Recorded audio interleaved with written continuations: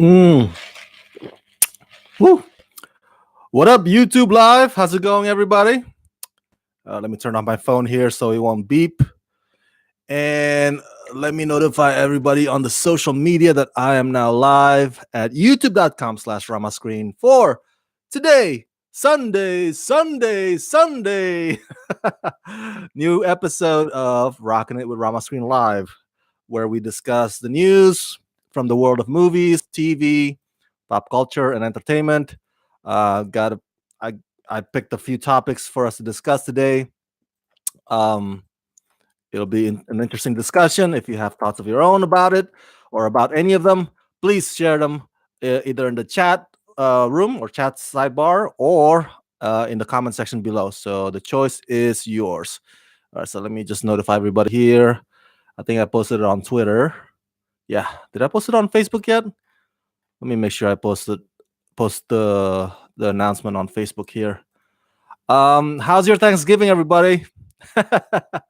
My Thanksgiving was okay. Spend it with my aunt, my uncle, my cousin Kev, and my mom from Loma Linda. And man, the turkey actually tasted good. Now, I'm not a big fan of turkey. I find turkey to be, I don't know, just it's so hard to eat, man. It's like they're not tender. Turkeys are not tender meat like lamb or chicken. Oh, I love lambs. Lambs are my favorite meat to eat. Um, but my aunt did a good job of cooking, or what is it? Baking, cooking the turkey. I don't know. I'm not a cook. She prepared it well, and so thank you, Nang Tua. Thank you, Aunt Donna. You did a great job. It was fantastic. It's a wonderful meal. I stuffed my face and I gained a few pounds. Holy crap! I can't fit any of my clothes anymore. Um, Hey, Robert, happy Thanksgiving. Happy belated Thanksgiving to you too. Yes, I have my Circle K right here. This episode of Rockin' It with Rama Screen Live is brought to you by Hmm, Circle K. What else did I do this past Thanksgiving 5-day holiday weekend? I also started uploading many of the audio versions of my reviews and Rockin' It Rama Screen Live episodes onto podcast, Podbean, and which I'm hoping to transfer to iTunes either by late this month or by the time my birthday comes, which is this December 13th. So I apologize for my slow ass. It's been a busy month. In addition to trying to find a job, so covering red carpets, covering press junkets, doing video reviews, and my app applying everywhere. So yeah, I finally found the time this past Thursday to just sit down and upload all the audio. Not all of them, many. I still need to get to the rest of them. The audio onto the Podbean, and hopefully I could transfer it to iTunes either later this month or by the time my birthday comes around in December. So it's gonna be fantastic, guys. Fantastic. What else? Oh yeah, before we get to the topics, just want to let you guys know again that Rama Screen is at GoFundMe. So if you want to donate to support this channel, please do so at gofundme.com/Rama Screen. Or if you want to contribute monthly, um, you can do so at patreon.com/Rama Screen. There's a bunch of tiers and levels there and rewards that come with it. I also give bonus exclusive content to my patrons, stuff that other people won't get to see or won't get to watch. So only my patrons exclusively for them, for their eyes only. So if you want to be among those special people, you can do so by signing up at patreon.com/Rama Screen. So let's get to the topic here, to the topics of the discussion for today. And I want to start with the Lion King trailer. Did you see that? Holy crap! The fact that Disney dropped the trailer on Thanksgiving Day, on Thursday, when everybody was busy preparing their turkeys or shopping for that last item for their meal, or they're busy maybe uh, giving food to the homeless in the nearest charity or nearest shelter.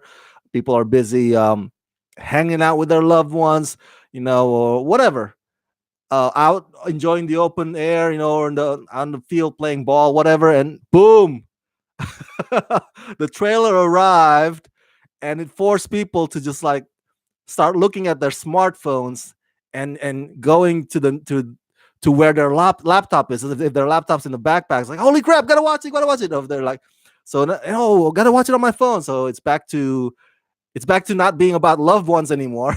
it's about to being about it's back to being about, oh my god, let's watch this trailer and make a trailer reaction out of it. Now, I'm not dogging on trailer reaction people out there. I actually watch trailer reactions. I don't make trailer reactions, but it's just funny that they drop it on Thanksgiving of all days. You would think that Disney, a family friendly studio, would kind of give like, you know what, we're not gonna mess with the holidays. That's a day for the families. Those are our demographics. Those are target audiences. Let them have this day. But no, Disney's like, oh, we are opportunists. We're gonna bank on this and just let people enjoy the Lion King trailer on the day when they're supposed to be together with their loved ones. I just find that ironically funny. Um, so here it is. The Jungle Book trailer. Did I say the Jungle Book? The Lion King. I'm sorry, the Lion King trailer. The Lion King trailer is shot per shot faithful to the Lion King animated movie trailer, and that is fantastic in my book.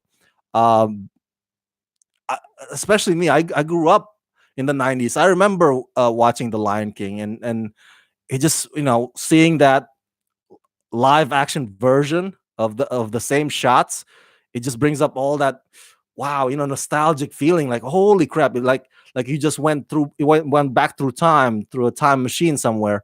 And my first reaction is that, yes, yes, this is going to be a faithful rendition, faithful version. They're not going to deviate away from what we love about the animated classic. But and number two, my reaction was, holy crap, look at that photorealistic CG animation. Wow. I mean, no wonder, right? It makes sense why John Favreau was picked for the job. Like, he's the right man for the job. Did you see the Jungle Book in 2016? Did you see the photorealistic visual effects that he had for that movie? I mean, holy crap. All the animal characters and the jungle environment, they look believable, they look lifelike, and they blend with Mowgli, who's played by a human actor, of course. And you can't tell where one starts, where one ends, and where the other starts. It's just, you can't tell. It just blends so nicely. And so it makes sense why John Favreau is picked for this job, and why he's gonna knock it out of the park. um by the way, if you don't know, photorealistic CG animation is basically, as I said, it's this technology that renders an animated character or an animated object to make them, a computer CG animated character or object, to make them look like the real thing in the real life. And rendering time per frame to reach that photorealism could take hours, maybe even days. So, yeah, hats off to John Favreau and his crew. When it comes to let's talk a bit about the side by side shot. Um, the part where the animals bow down, they bow down to worship the little Simba, as little Simba gets lifted up. And if you notice in the animated movie, shot by shot, side by side, the animals bend the knee. The animals bend the knee. Obviously, real animals can't do that. So in the live action, or in the CG version, they kind of just bow their heads. That's one of the other things I noticed when I saw the trailer. It's like, oh, you know, that's all they could do, and that's understandable. Another thing also that you would immediately notice is that the bird Zazu, remember Zazu? He's voiced by Mr. Bean, Rowan Atkinson, in the animated movie, and he's gonna be voiced by one of my favorite late night hosts, John Oliver, in this remake. Zazu is missing in the trailer. In this trailer, in the animated movie trailer, you can see Zazu flying across the sky towards where little Simba is. Um, but you don't see that in the live action trailer. So that's interesting. It's not. It's. I don't want to nitpick every little tiny details, but it's just something that that stands out. That he's like, oh, that's why isn't that there? So there is this hilarious meme that's been going around online. My friend Jeff shared it with me on the same day the trailer arrived, and I noticed my fellow YouTuber Zach Pope also tweeted it out not too long ago, and it's funny. It it's funny because it's true. Basically, the meme makes fun of the fact that okay, because I think it's SpongeBob or Patrick in the meme. But anyway, he gets asked like, "Hey, did you see that trailer for the Lion King live action movie?" And the other characters like, "I live action, but all the characters are CG. Even the environments in this movie, all of it are CG. So how is it live action? So isn't that computer generated? Hence a part of animation. So this is supposed to be an animation remake, not a live action." And he kind of has a point. I mean, there's no human in this movie, right? At least not that I know of. Unless John Favreau wants to, it's like put a human character for no reason. So I guess that debate can always be had. That argument can always be had. Is this can this new Lion King be categorized as live action, or can it be just can you just say it as a CG animation remake, with photorealism, not necessarily live action? So that argument can always be had. In the end, I think the goal is obvious. With every live actionized version of Disney animated movies that you've seen lately and you'll see the next few years, the goal is obvious. Disney wants to utilize this technology to, um, you know, to reemerge, or how do you say it? What's the word I'm looking for here? To rebrand, to make you to refresh your love for these movies or these stories, these classic stories and these classic characters in the form of if the animals in the form of animals that look like real animals. That's the goal. Uh, Now, I posted a survey the other day. I said on the survey, you probably saw it on Twitter and also on YouTube. I posted it here, and it's like, okay, now that the Lion King live action trailer has arrived, which of these other Disney classic animated movies that you would like to see get their live action version as well? And I believe I gave 5 options: Lady and the Tramp, Hercules, Bambi, Pocahontas, and Hunchback of Notre Dame. Now, somebody reminded me, it's like, Rama, Lady and the Tramp is already in the making. So I was like, oh, yeah, I forgot. They're already making Lady and the Tramp live action CG hybrid, you know, live action movie that's going to be on Disney streaming channel, Disney Plus. So, so you can take that out of the options. But it's interesting because some of the commenters on Facebook says Hercules or Pocahontas or Hunchback of Notre Dame, and there's only one fan that says none. None. She said, "Give me original content, please." She says she doesn't want to have any of these live actionized versions. She wants, like, come on, what happened to you, Disney? She's basically saying, like, we want original content. We want new, fresh stories. Oh, I'm with you there, sister, but unfortunately, we are in the age of sequels, reboots, and live actionized versions of previous animated movies. So, if you want something original, well, you can get something original out there, but it's not going to come from this Disney. I mean, Anna and the Apocalypse is original. I highly recommend that movie. But yeah, but if you're expecting something to come out of Disney that's original and new, you might have to wait a little longer. All right, so before we get to the next topic, just want to let you know that The Lion King is set to hit theaters on July 19th, 2019. So mark your calendars. By the way, next year, I kid you not, you have Aladdin live action movie, right? Aladdin live action movie. I believe it's during the Memorial weekend. And then you have Dumbo live action movie. That's right. You've seen the trailer too, right? Dumbo. And then the Lion King live action movie in July. Wow. Back to back to back in one season. You have three live action movies of Disney's animated classics. So, yeah. What do you think about that? The Lion King voices Donald Glover as Simba, Beyonce as Nala, James Earl Jones reprising his iconic role as Mufasa, and of course, I mentioned to you, John Oliver voices Zazu, and many others. So, what do you think? What did you think about the Lion King live action movie trailer? Are you excited about this movie? Or are you on the camp that says, yeah, that looks fun, but can we have new stories? Like the animated classics, the animated movies are great just as they are. They don't need live action versions of themselves. Like, why? Why do this?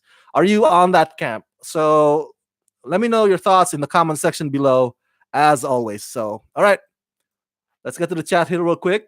Robert says the Lion King trailer is amazing. Robert says, I hope you find a job, my friend. Thank you. Thank you so much. Tyler says, I want to know what actually is live action in this live action Lion King movie. See, exactly. Thank you, Tyler. Thank you.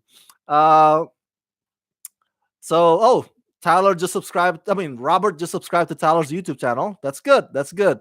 Tyler's one of my favorite YouTubers in this web in the internet. So make sure you follow him. He's a good unboxer. He's a good reviewer. He's very insightful.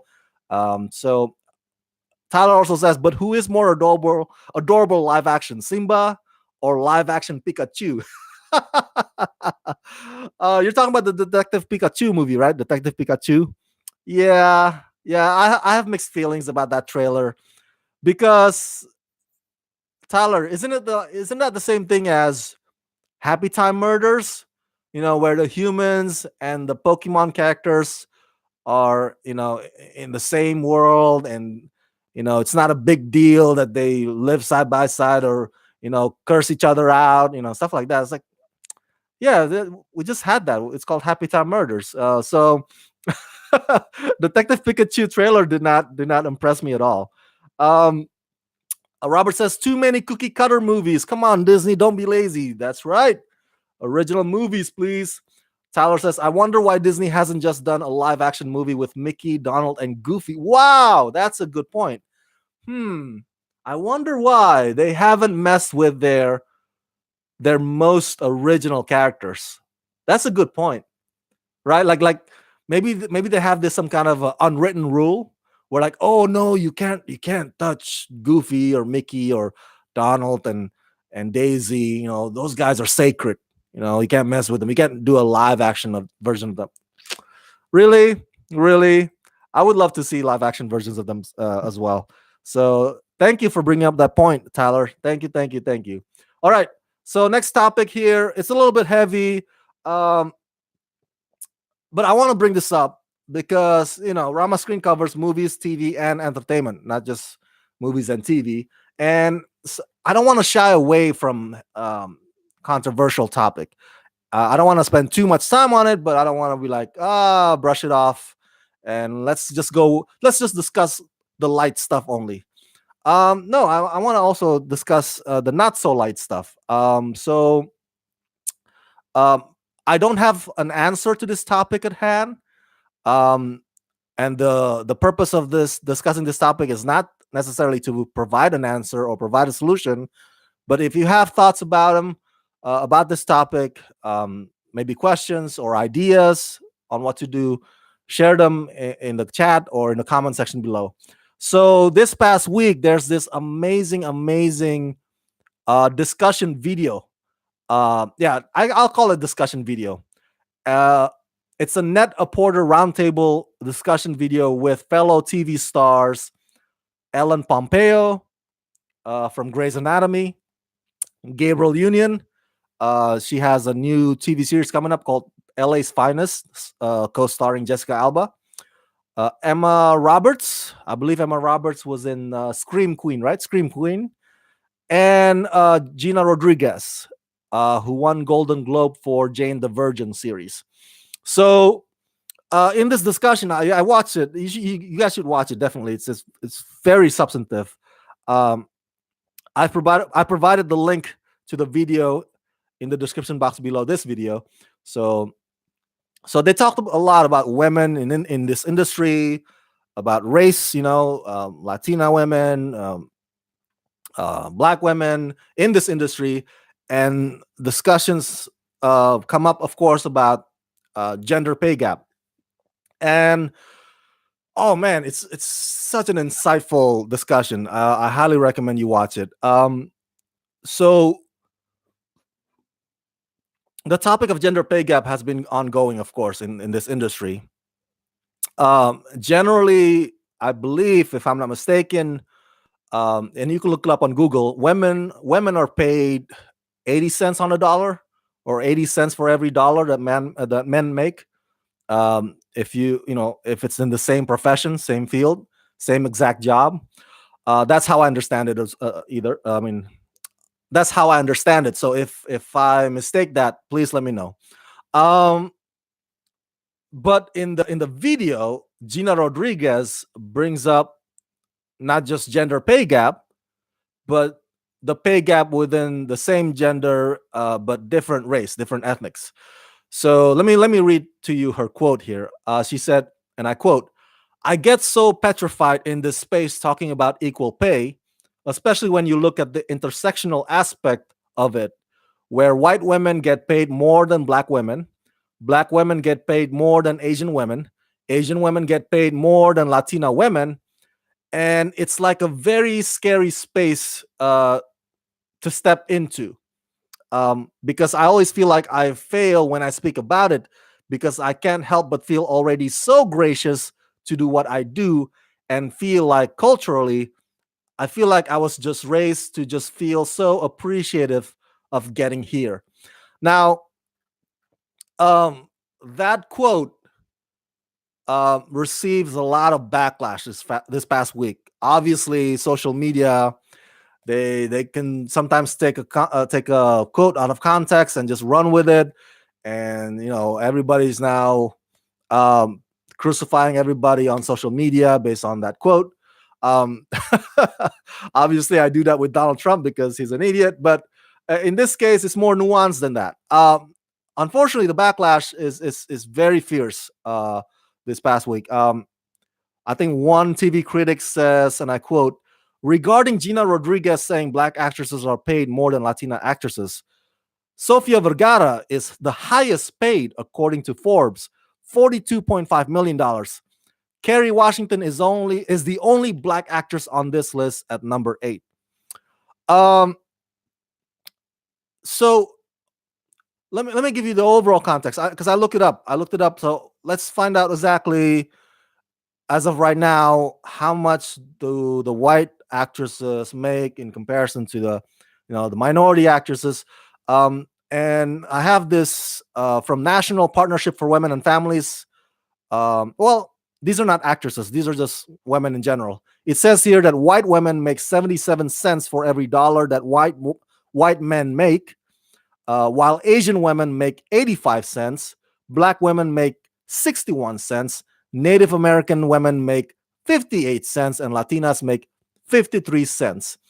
When this topic came up this past week, I turned to my friend who is a fellow critic. She's black and she's female, and I wanted to ask for her opinion, because I felt like I was not uniquely qualified to talk about it. I was like, who am I to be discussing this? So let me ask. So I asked her, like, what do you think? What do you think about this whole Gina Rodriguez controversy? And I asked her in a way that, okay, so I thought, and maybe this is just ignorant me, but I thought that the front line or the battle is, gender pay gap, right? The goal is to equalize men and women as far as pay goes, and which I'm all for. I thought that was the objective. I thought that was the front line. The battle is that. The objective is that. So, for Gina to bring up, hey, that's not all. There's also this disparity among the ethnics within the same gender. For Gina to bring that up, is that counterproductive? I asked my friend that, is that counterproductive when we're trying to beat this one goal first? And my friend brought up a good point. And it's like, hey, we can bring up two, at the same time. They don't have to be necessarily mutually exclusive. Like, we can talk both, or we can discuss um, both dilemmas. Doesn't you can walk and chew gum at the same time. That's basically what he's saying. It's like, there's this bigger problem, but there's also this big problem. It doesn't mean that this one has to dismiss the other. And yeah, I was like, oh yeah, that's true. That kind of silenced me a little bit. Yeah. um Now let's bring back to last year, I believe, when there's this movie called All the Money in the World, and Kevin Spacey's controversy happened, so Ridley Scott had to reshoot the movie with Christopher Plummer. And if you recall, they brought back the same crew, the same people, the same cast, minus Kevin Spacey and Mark Wahlberg. For those reshoots, he got paid $1.5 million. Holy crap! While his co-star Michelle Williams was paid $80 per DM, totaling less than 1,000. Now, if you take that as that, yes, everybody will run with it and just like, oh my god, Mark Wahlberg is evil. Mark Wahlberg is, Mark Wahlberg sucks. I can't believe Mark Wahlberg is a misogynist. But if you read more into the context, as to why that is. Now, I'm not defending Mark Wahlberg, but they're both represented by the same William Morris Endeavor agency. Um, but Williams told USA Today, and I got this off the website, um, that Ridley Scott's team called to request her for the reshoot, and Williams said, "I will be wherever you need me, wherever you need me, and you could have my salary, you could have my holiday, whatever you want," because I appreciate so much that they were making this massive effort to reshoot the film with Christopher Plummer. Um, it seems that either Mark Wahlberg's agent is doing a better job at negotiating for the reshoots, or Michelle Williams kind of like doesn't even want to fight that battle or that hill to negotiate, because she feels is like, what, let's just do this. Let's just do this. So what I'm trying to say is, my point is that there's a lot of factors involved as to why Mark Wahlberg was paid more. Not defending Mark Wahlberg at all, guys. But in the end, of course, as you know, Mark Wahlberg gave the money away to charity anyway. So my point is this: how do you measure it? Let's get back to the roundtable of these four women. How do you measure it? What's the standard? Um, Viola Davis, okay, Kerry Washington, Gina Rodriguez. Let's use them as examples. They're all TV actors, right? Um, How to Get Away with Murder, Scandal, Jane the Virgin. Obviously, Viola Davis is an Oscar winner, even though she's also a TV actress. So, is it because she's an Oscar winner she has to get paid more than Gina Rodriguez, who is also a leading star on her show? But isn't Gina also a Golden Globe winner? So, and so, like, is it based on how popular the shows are? Like, is it based on ratings? Is it based on how many viewers? So my question is, like, how do you decide? How do you measure? How do you set the standard oh, this actress deserves to be paid more than that one, and that one deserves to be paid less than that one. Like it's so yeah. I don't think there's a clear cut answer or definitive measurement. I think it's relative. Um, and if to counter argue what that one TV critic said about Sofia Vergara, yes, she doesn't make movies, but yes, Modern Family is one of the most successful comedies sitcoms of all time, comedy shows of all time. All of the actors on that show are incredibly paid well. They're paid incredibly well. There's like I believe it's about $100,000 per episode. But Sofia Vergara also makes money or more money from product endorsements, stuff like Pepsi, Quaker Oats, a bunch of makeups, I believe, that she also endorses. And I read somewhere that there was a time when Sofia Vergara was struggling as an actress. Do you remember that, right? Anytime there's a show starring Sofia Vergara or co-starring Sofia Vergara, it either got canceled or nobody watched it, so they pulled the plug on it. So that was before Modern Family. So she had to get by, but and she understood that the endorsements are more than enough to make a living on that. And so I'm not trying to defend Sofia Vergara. I'm just trying to give you the context as to why she is one of the highest paid actresses, because it's I think Forbes doesn't just take into consideration Modern Family only. They take into consideration what other businesses or what other endorsements that these actresses do. Um, so I don't have the answer to this topic, but I'm glad that Gina, Ellen Pompeo, and Gabriel Union and Emma Roberts were talking about it in this video. I think that people who immediately jump or immediately trash on Gina Rodriguez, um, they might not know the whole picture of the discussion yet. Because if you watch the video in its entirety, if you just take that one comment of Gina Rodriguez and you're angry about it, like, oh my God, how dare you? You know, no, black women are not paid more than Latina. Let me give you the proof. Um, Gabriel Union is a black actress, and she's not pissed about that comment when Gina Rodriguez said it right in front of her, because Gabriel Union understands the context, and she actually in a way further elaborates Gina's point. Um, a lot of on the Twitter immediately, kind of like, oh my God, here's another proof of Gina Rodriguez, undermining black actresses while doing interviews for the movie Smallfoot. And I'm like, dude, it's not like her co-star is pissed about that. I just don't understand. But that's the nature of the internet, the downside that we live in today.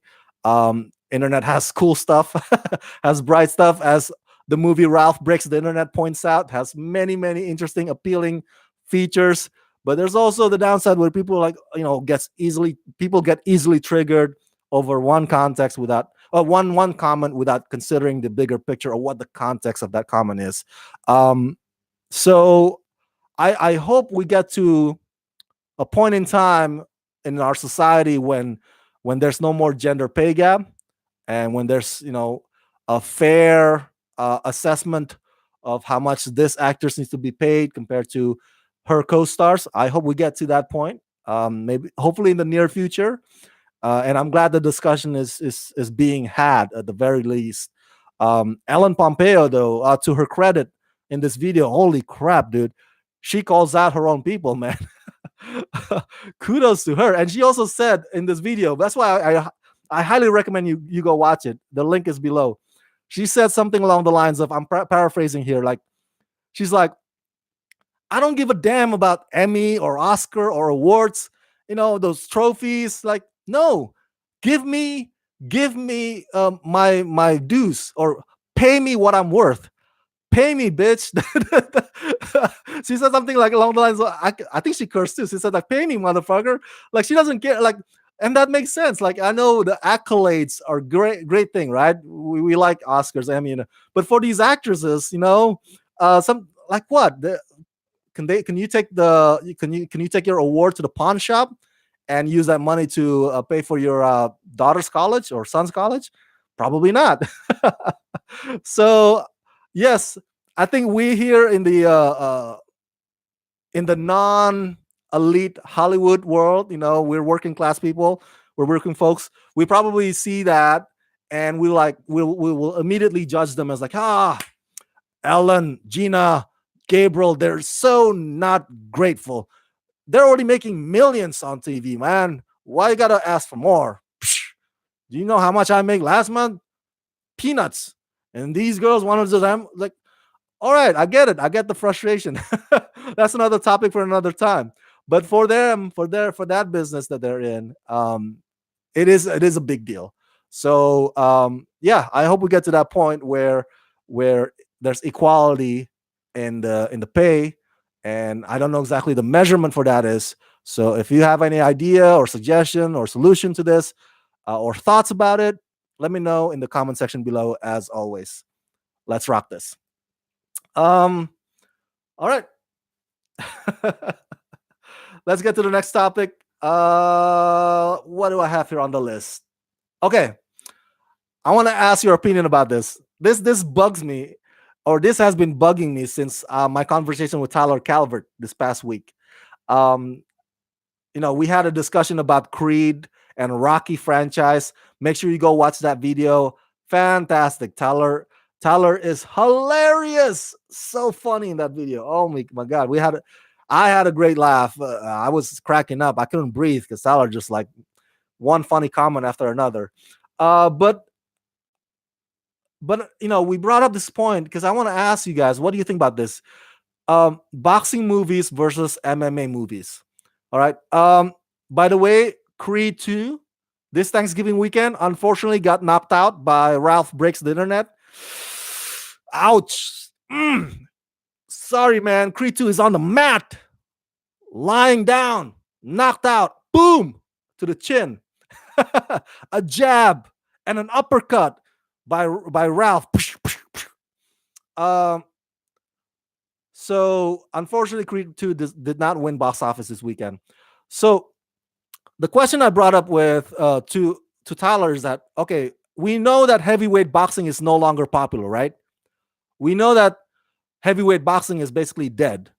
And if you're talking about boxing, maybe Pacquiao came to mind, or Mayweather, and these guys are welterweight divisions. And let's be honest. Let's keep it real. Let's keep it 100 here. They're just not as exciting or as appealing as watching a UFC fight or watching an MMA fight. Now, when I was growing up, watching Mike Tyson or Evander Holyfield was like the main event of the year.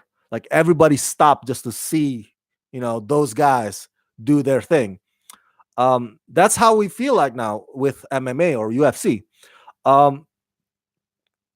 Names like Conor McGregor, Chuck Liddell. I think Chuck Liddell returned from retirement last night, I believe. So anyway, and if you ask anybody that who's their favorite boxers, they probably won't or not able to give you a name. So the question I brought up to Tyler is that if MMA or UFC fighting has been more popular the past decade or so, or for the past 2 decades, I would say, if that is the one that has been more popular, if boxing has become less popular or practically dead, then why is it that boxing movies are still more popular than MMA movies? Now, let's go through some of the lists here. I looked it up. Boxing movies over the years, of course, Rocky, Creed, Bleed for This, Real Steel, starring Hugh Jackman and those boxing robots. $1 Million Baby won Oscar for Best Picture, by the way. It won Oscar for Best Picture and won Oscar for Best Directing, Best Supporting Actor, Morgan Freeman, and Best Actress, Hilary Swank. Raging Bull, of course, one of the all-time classics. The cinematography is amazing. Most recently, Southpaw, starring Jake Gyllenhaal. Uh, Now let's go through MMA movies. MMA movies. Now, when I googled MMA movies, not as many. The list is not as many. Most of them are sequels too. Never Back Down. I think there's Never Back Down 2, Never Back Down 3. Warrior, starring Joel Edgerton and Tom Hardy. And Red Belt. Remember Red Belt? That's Chiwetel Ejiofor back before he was an Oscar nominee. Um, So, Brother Tyler brings up this theory that MMA movies are not popular because, if you have an MMA movie, they're gonna fall into the same formula of some same Rocky formula anyway. Rocky underdog kind of story, right? And yeah, that's an interesting point to be had, but it doesn't have to be that way, right? Um, Warriors is about two brothers, two estranged brothers, not necessarily an underdog story. Red Belt is about a reluctant trained fighter, um, ex prize fighter, you should say. Never Back Down. I don't remember what it was about. About a teenagers trying to beat each other crap. So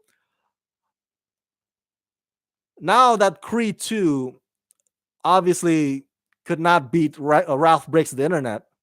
Um, is that going to be the start of maybe in the next few years or the next decade, we're not going to have Creed 3 or Rocky 7 or what have you. Maybe we can start actually making movies about sports that people actually give a damn about. I'm just saying again, I'm sorry. I know it sounds like I'm dogging on or trashing boxing, but trends change. Rock music is no longer popular on the radio. It's all hip hop now, and it's understandable. I want it to be rock forever, but that's not how it's gonna be. The business changes, you know, and so more hip hop friendly kind of movies. You see it, or movies that with a soundtrack or the playlist on their soundtrack more hip hop esque. That's the one that comes up more and more on the big screen, and that's totally understandable. Um, so isn't that what we're supposed to go towards, or the direction that we're supposed to go towards? Like, why make another boxing movie? Like, it's not like boxing is an event of the year anymore. Um, and if you want to make another MMA movie, um, there's got to be a story out there rather than just your usual underdog Rocky formula. There's got to be something that we can explore, and I think it's a challenge for all the script writers out there to actually come up with solid stories about MMA fighters. Um, I think there's an opportunity that can happen here, and yeah, that's just my thoughts. I just wonder. It's just one of those things where, like, why is it MMA movies don't make as much money at the box office as boxing movies, or they're not as frequent. You don't see it as often on the big screen. But you get Creed 2, you might get Creed 3. It's like, okay. So how is that even possible? We don't watch boxing anymore on pay-per-view. So what are your thoughts about this? I want to pick your brain. Is Do you think there's an answer to this? Do you think one of these years freaking Brad Pitt will star in an MMA movie that will finally make a lot of money and become a new potential franchise? What do you think? Share your thoughts about this in the comment section below. All right, let's get through the chat here real quick here. Uh, Tyler says Chuck Liddell did come back last night. That's right. And he should go right back into retirement. uh right, he didn't do well. I didn't watch the fight, but I read or heard somewhere, maybe on Twitter, that he didn't do well against Cito. So Robert says Marvin Hagler, Tommy Hitman Hearns, Robert Duran. Okay, yep, those are some names as well. Thank you for bringing those up. Tyler says Never Back Down was basically a teenage version of Fight Club. That's right. Oh, dude, I already forget exactly what the storyline is. I only watched that movie once, and that's about it. I love the best of the best, says Robert. Hey, best of the best. Wait, isn't that with Eric Roberts? Right? Eric Roberts stars in Best of the Best, right? Yeah, that was a mixed martial art movie, right? Yeah, I think. Yeah, thanks for bringing that up, Robert. See, but that was like what, decades ago, right? That was years ago. So it's high time for another new MMA movie, and I think they should do it right. Because if they do it right, then it could be the start of the popularity of MMA movies instead of Hollywood pushing, hey, come on, you like boxing, right? You like boxing, like, and it's like the rest of us like, but we don't watch boxing anymore. Fool. All right, so um, second to last topic here. We're making good time. Let me get my Circle K real quick. Oh man. Mm. Oh yes, baby. It's like an orgy in my mouth. All right, so um, I want to talk a bit about what's coming. The CW annual crossover event this year is called Elseworlds.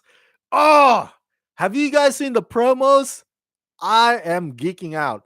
I like this idea because last year with the Earth X, the whole Nazi situation thing, I was like, it's just okay. I wasn't too thrilled by it. And the only episode that I liked from last year, Earth X, was the DC's Legends of Tomorrow because it's about Martin dying off or getting killed off. That was heartfelt, but the rest, I didn't care much about. But this Elseworlds, just when you thought that they've run out of ideas, right? They came up with this one. It's like, oh, I can work with this because in Elseworlds, that's coming up in December, Grant Gustin and Stephen Amell are switching roles. Now that's funny. Come on, that's funny. You see Grant Gustin as the Green Arrow and Stephen Amell as the Flash. Come on, that's so funny. I like it. The promo, I think the one for Stephen Amell was funny because he woke up and he's like, oh my god, he had that quantum leap moment. Okay, I grew up watching this series called Quantum Leap, where the star, I forgot his name, Scott Bakula. Yeah, Scott Bakula. Yeah. So he goes from one timeline to the next. He time jumps. He's a time traveler, and he would embody, the appearance of that character, right, that the episode will center itself around. And so that's what it reminds me of. It's a quantum leap situation. Stephen Amell is now Barry Allen. Iris sees Ollie as Barry Allen. And so she kisses him. I was like, whoa. And then for the promo for the Flash, uh, Grant Gustin or Barry Allen, he all of a sudden, boom, he's Oliver Queen and he's training with Diggle. And it's like, wow, that's awesome. I like Quantum Leap. I like it. I'm glad they went with that vibe. I'm loving the promo. Now, of course, the crossover this year will also feature the debut of Batwoman, played by Ruby Rose. I know, I know, I know. We had this discussion before. Uh, you and I have our reservations about Ruby Rose. I know we've already had this topic, and but hey, what can we do? She's playing the role, right? We have opinions about her acting, maybe disagreements about her acting or her as an actress, but hey, now she's in that role. She's playing, she's wearing the outfit, the costume. She's rocking it. So, like, you know what? We're just gonna have to get used to it. We're just gonna have to get used to seeing her as Batwoman. And so she's making her debut. There's also the promo that they release, featuring Ruby Rose as Batwoman. We're just gonna have to live with that. Now, I'm looking forward to the return of Superman. As you know, I'm a big fan of Superman, the greatest superhero of all time. Actor Tyler Hoechlin will come back as Clark Kent slash Superman just for that crossover. Um, Elizabeth Tulloch will play Lois Lane. Oh, I love Lois Lane. Um, let's see who else there. Jeremy Davies will play Dr. John Deegan. Um, Cassandra Gianammo will play Nora Fries. Now, if you're wondering, hey Rama, didn't they cast John Cryer recently as Lex Luthor? Yes, yes, they did. They did. Let's talk a bit about that. Um, but that is not for the crossover. Um, that is for Supergirl series. So for this season of Supergirl. So John Cryer as Lex Luthor will not show up in the Elseworlds crossover. He'll show up in the subsequent episodes of Supergirl this season. Not sure how he's gonna fit into the, because we already have Lana Luthor, his sister. Um, Maybe we're gonna see less and less of her and more of Lex. Who knows? Um, I think it's a fantastic casting. If you ask me, like John Cryer is an incredible actor. I know you probably think of him only from Two and a Half Men, but uh, if you've seen his body of work, he's done a lot of other stuff too. And there's a bit of what's the word I'm looking for? A legacy going on here because he was also part of Superman 4, The Quest for Peace. He played, I believe in that movie, he played Lex Luthor's nephew. Yeah. Gene Hackman is Lex Luthor in that movie. So starring the late great Christopher Reeve. So to have John Cryer back in the DC, you know, universe, if you will, not DC universe, the streaming service, but to have him back in the DC fold, it's nice. It's a good thing. I welcome him back. He looks good too with shaved head. Have you seen him with shaved head? He shows up in the Ranch series, the Ranch starring Aston Kutcher, and so John Cryer plays the banker in that one, and he has his head shaved and looks fantastic. So yeah, dude, him as Lex Luthor, I can see that. Of course, my favorite Lex Luthor of all time is Michael Rosenbaum from Smallville. So I think he is the top when it comes to the best Lex Luthor of all time. So anyway, back to the crossover. I cannot wait. This is gonna be fantastic. So this topic is just to remind you guys to get you guys to geek out, to be stoked about it. Um, this Elseworlds marks the first time that the CW characters or the CW shows. This is the first time where they go into Gotham City. Usually, I mean, previously Gotham City is off limits to the CW, because we have the Gotham show on Fox and whatnot. But this is the first time where they can actually go into Gotham, and if you notice, I think Oliver Queen actually name dropped Bruce Wayne or name dropped Batman in previous seasons, so it's fantastic. Elseworlds will start with the Flash on Sunday, December 9th, and then Arrow episode on Monday, December 10th, and then it comes to an end with Supergirl episode on Tuesday, December 11th. Unfortunately, DC's Legends of Tomorrow and Black Lightning will be sitting out this year's event. And that sucks, man. I like Black Lightning. I like Legends of Tomorrow. But they don't get to play in this crossover this year. Oh. I think also partly because the writers or the producers haven't figured out a way to actually link Black Lightning with the Arrowverse. So hopefully they figure out a way to connect, Black Lightning to the rest of the shows for next year, hopefully. So, but right now they're not playing. Oh, I'm so stoked! I am so stoked! I can't wait. It's gonna be fantastic. It's next month, guys. All right, let's get to the chat here real quick before we end with the last topic. Uh, Tyler says it should be fun to see Ducky play Lex Luthor. Robert says, "Where's Molly Ringwald?" That's a good point. I love Molly Ringwald. Where is she? Where's Waldo? Where's Molly Ringwald? Robert says James Spader should play Lex Luthor. Holy crap! Holy crap! That is a good idea, Robert. I've been binge watching The Blacklist for the first time. I started with the Blacklist season 1. Oh my god, James Spader is fantastic as that character Raymond Reddington. If you guys haven't seen The Blacklist yet, dude, you guys are missing out. You got to check it out somehow on NBC. Does NBC have a streaming service? Anyway, catch up, man. Yeah, James Spader also looks good with shaved head. Yeah, hopefully one of these years, man. If there's another rendition or iteration of Lex Luthor, hopefully James Spader gets considered for the role. Um, Tyler says Oliver is pretty much Bruce Wayne. That's right. That's right. Although Tyler, Oliver Queen has this annoying habit of taking the guilt and put it on his weight. It's like he's always like, oh, it's my fault. It's my fault. No, I gotta keep you safe. Don't, stay away from me. It's my fault. Nobody else's fault but mine. It's always the same round, the same dance and number.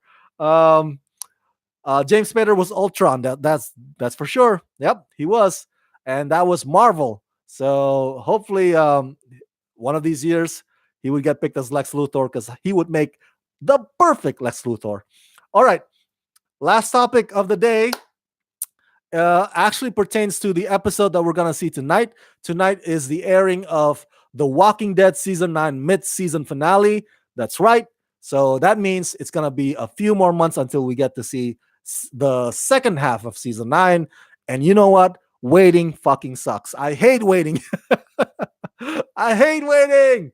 But we're gonna get into the waiting zone again after tonight. So, um, real quick, I mentioned in the previous recap review videos of The Walking Dead, which I always do every Sunday night after the episode airs.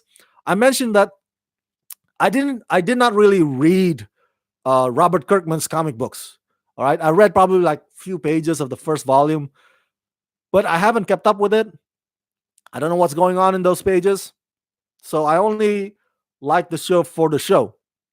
Now, in those review videos, I mentioned to you I mentioned to you how shocked I was that the walkers could talk, that the walkers could speak. I was like, holy crap, what is going on? The walkers are like freaking like came out of the lab, or maybe they've evolved. Have they evolved? Like, what is this? Is it like the second level insane of walkers? Like, what is going on?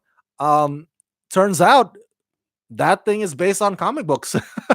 The comic books, right, by Robert Kirkman and Charlie Adler. So let me read to you here what I did not know about in the previous video, in those videos. So I want to, now that I know, I want to share also with you guys. If you haven't known about it, if you guys are like me, if you guys are just fans of the show but not really read the comic books, so let me read to you from the Hollywood Reporter here.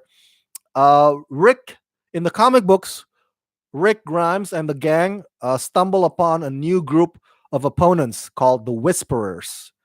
These are men and women who have survived the fall of civilization by blending in with the dead, wearing skin suits made from human flesh, and adopting savage customs that align nicely with the walkers.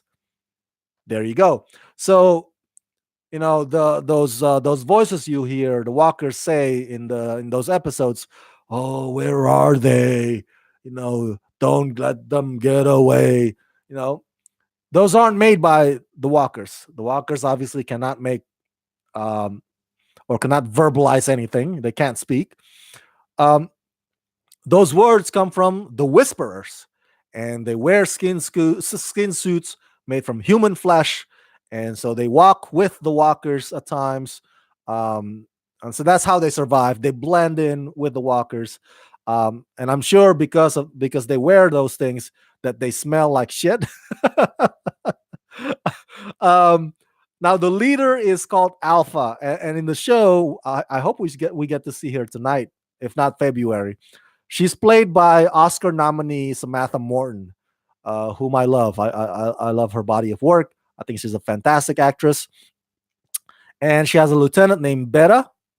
And so in the comic books, the Whisperers had a hand in some of the most violent moments in The Walking Dead. They're responsible for the vicious attack on Rick Grimes' group since the arrival of Negan. It's like barbaric brutality. At least that's what is described here on the outlet. Um, the first true act of violence against the Alexandria safe zone is so severe, in fact, that the details should not be spoiled here. No, thank you, the Hollywood Reporter. So those of you who read the comic books probably can tell me later, whisper it, no pun intended, whisper it to me on message how exactly the whisperers would attack the Alexandrians. But it's bound to happen. Now, uh, see, I knew it. I knew it's just a matter of time until The Walking Dead comes to um or returns to its formula again. It's like, oh, another baddie group, another villain group, is gonna go up against Rick's group. So it's like this whole. So my point is that this whole thing of Rick trying to realize uh his son Carl's vision of kumbaya. Let's have peace. And then let's build a constitution. Let's form a bill of charter or whatever that Michonne is writing right now. It's not gonna last. It's a zombie apocalypse, dude. It's a dog eat dogs. Kill or be killed. It's a matter of time until another group comes by, and then either tries to take over or tries to kill you. So I'm sorry, that's just the formula that this show that's the formula that this show has find himself stuck in, has find itself stuck in. So it's a loop. It's a loop. I knew it was just a matter of time. I think it's not gonna last, this whole kumbaya thing. Yeah. So can't wait. So that's the explanation. If you're like me, if you haven't read the comic books and you were wondering, like, what the fuck? How the hell did they speak? That's crazy. That shit is insane. Well, here's the explanation. It's the Whisperers. We'll see how it play how the writers of the show um, realize the Whisperers, or bring the Whisperers to life, and how they're depicted in these upcoming episodes. So that's it. That's a bit on the Whisperers. Um, Thank you so much, you guys, for tuning in to this episode of Rockin' It with Rama Screen Live, November 25, 2018. As always, Rama Screen is at gofundme.com/Rama Screen. That's gofundme.com/Rama Screen. If you want to donate and help support this channel, and if you want to contribute monthly, you can do so at patreon.com/Rama Screen. Thanks again, everybody. Thanks, Robert and Tyler, for the chat. And as always, let's rock this.